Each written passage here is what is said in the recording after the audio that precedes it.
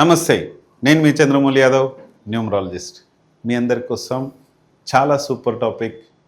మనము ఇప్పుడున్న ప్రపంచంలో మనందరం కూడా ఉద్యోగం చేస్తుంటాం, వ్యాపారాలు చేస్తుంటాం. ఇప్పుడు ఏంటంటే ఉద్యోగం గురించి మనం మాట్లాడుకుందాం.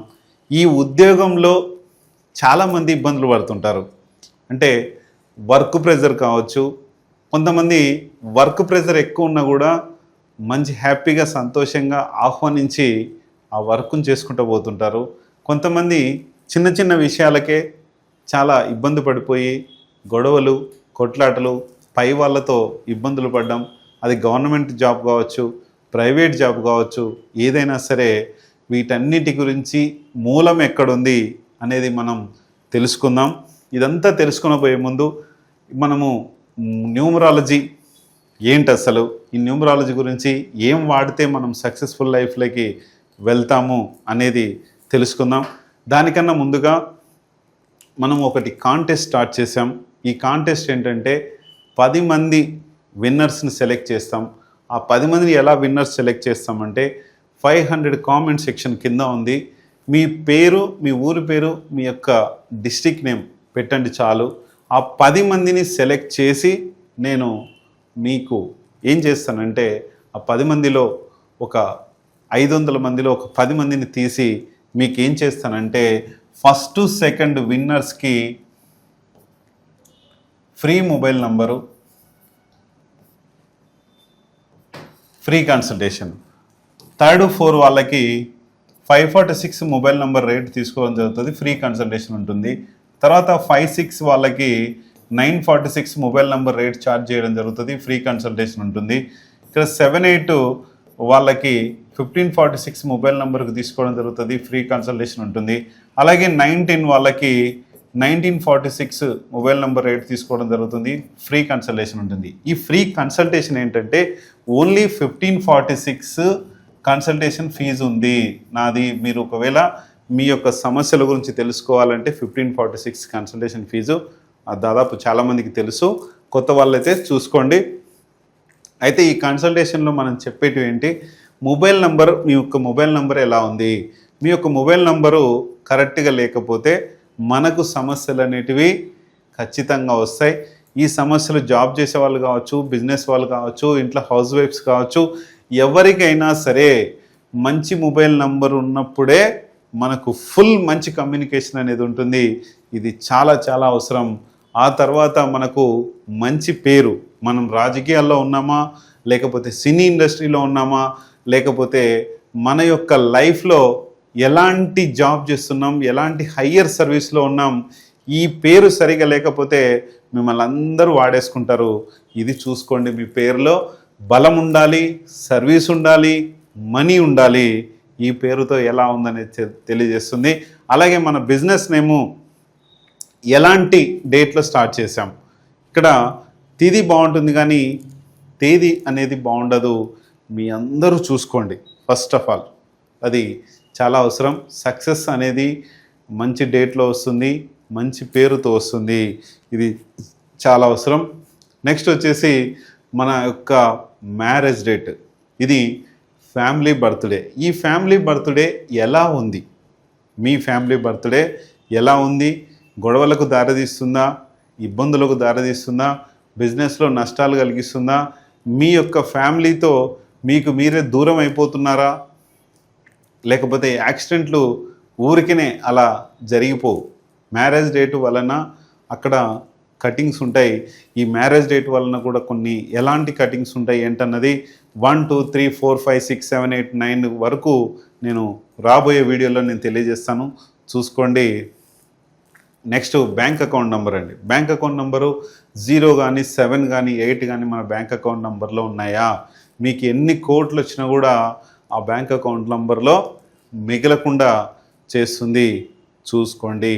నెక్స్ట్ మన లైఫ్లో సక్సెస్గా ఇంకా ముందుకు తీసుకుపోవాలి. మన వెహికల్ ఉంది, ఎటువంటి యాక్సిడెంట్స్ కావచ్చు, ఏదైనా మనం వెళ్ళిన పనులు సక్సెస్ లేక తీసుకుపోయే మన వెహికల్ నెంబర్ బాగాలేకపోతే ఇవన్నీ కూడా ప్రాబ్లం చేస్తాయి. సిగ్నేచర్ కావచ్చు, ఇంకా వగైరా వగైరా ఈ కన్సల్టేషన్లో మీకు అన్నీ వస్తాయి.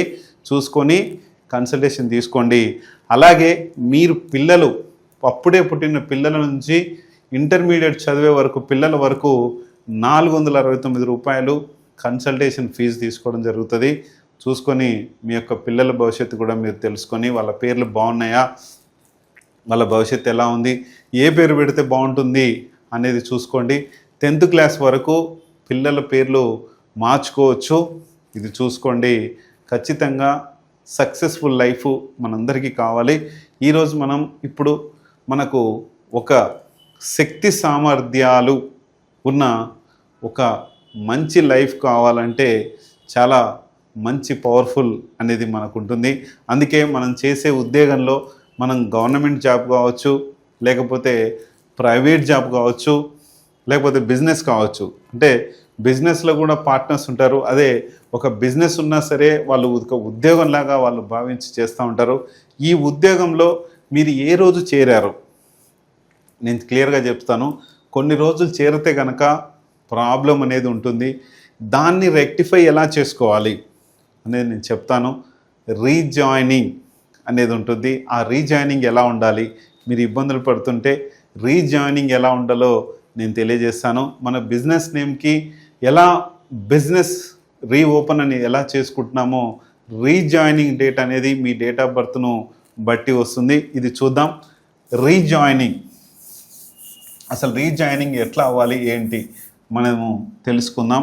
ఇక్కడ కొన్ని డేట్లలో మీరు జాయిన్ అవుతే ఇక్కడ మీరు ఒకవేళ 1, 2, 3, 4, 5, 6, 7, 8, 9కి సంబంధించిన డేట్లలో మనం జాయిన్ అవుతుంటాం. ఇక్కడ చూద్దాం.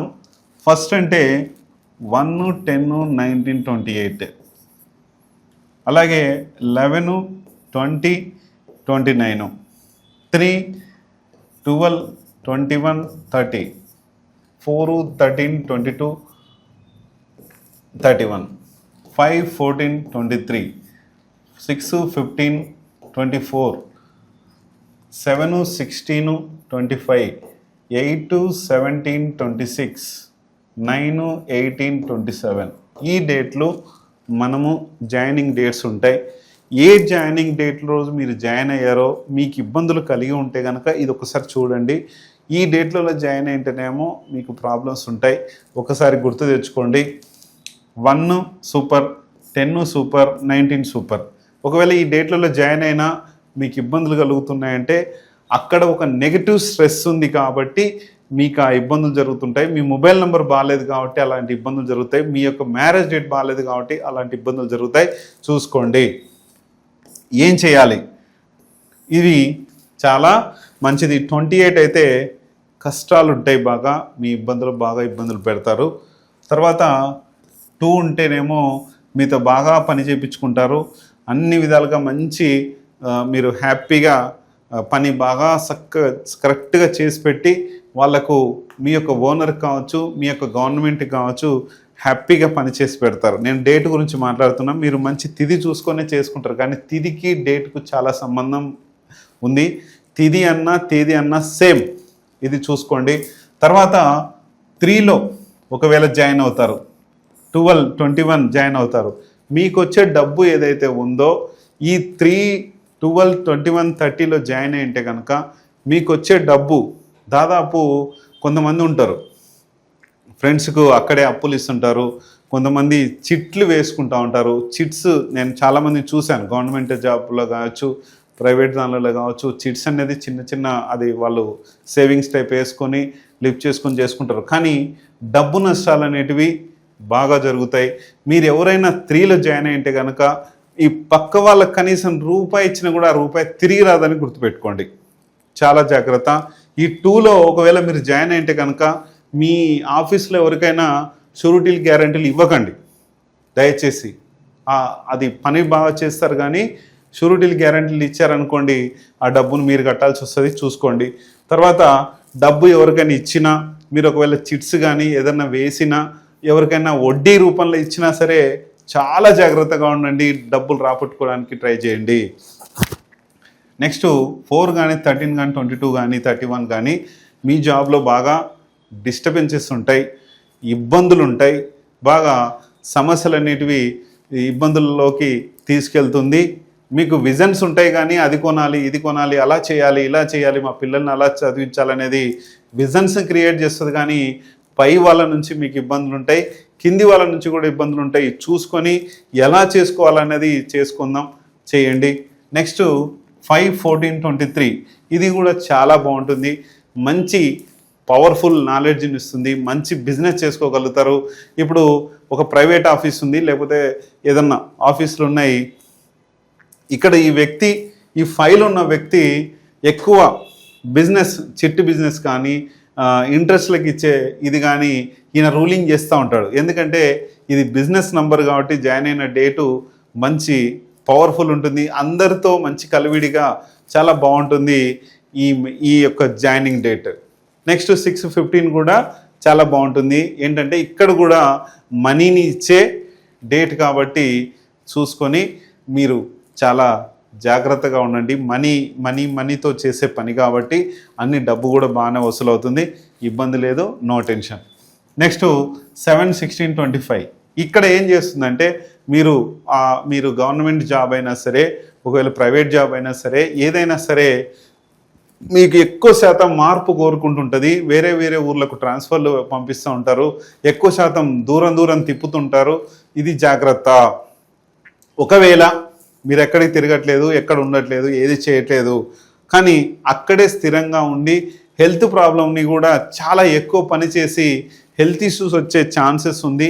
అలాగే ఇక్కడ మీరు జాయిన్ అయిన డేట్లో మీకు ఎంత జీతం వస్తున్నా, ఏది వస్తున్నా సరే ఫైనాన్స్ ప్రాబ్లమ్స్ ఎక్కువ వచ్చే ఛాన్స్ ఉంది. దీన్ని దయచేసి 7 వాళ్ళు కానీ 4 వాళ్ళు కానీ, నేను మళ్ళీ క్లియర్గా చెప్తాను, ఈ సమస్యలు అనేటివి మనకు వస్తాయి. 8, 17, 26 మీ జాబ్లో మీకు కష్టాలు ఉంటాయి ఎక్కువ. మనం చేసే పని ఏదైనా సరే ఇప్పుడు ఒకవేళ డైలీ ఒక 10 ఫైల్స్ మీరు చూడాలి, ప్రైవేట్ కానీ గవర్నమెంట్ కానీ ఏదైనా సరే. అయితే మీరు మంచి సమర్థులే, మంచి శక్తి సామర్థ్యాలు ఉన్న వాళ్ళే, మీకు మంచి మొబైల్ నెంబరే ఉంది, మంచి మ్యారేజ్ డేటే ఉంది, మంచి పేరే ఉంది. కానీ మీరు 10 ఫైల్స్ చూడాలి, కానీ 1, 2 ఫైల్స్ లేకపోతే 4, 5 ఫైల్స్ కన్నా ఎక్కువ చూడలేరు. ఎందుకంటే మీ పైన స్ట్రెస్ లాగా అనిపిస్తుంది, ప్రతి పని స్లోగా అవుతుంది.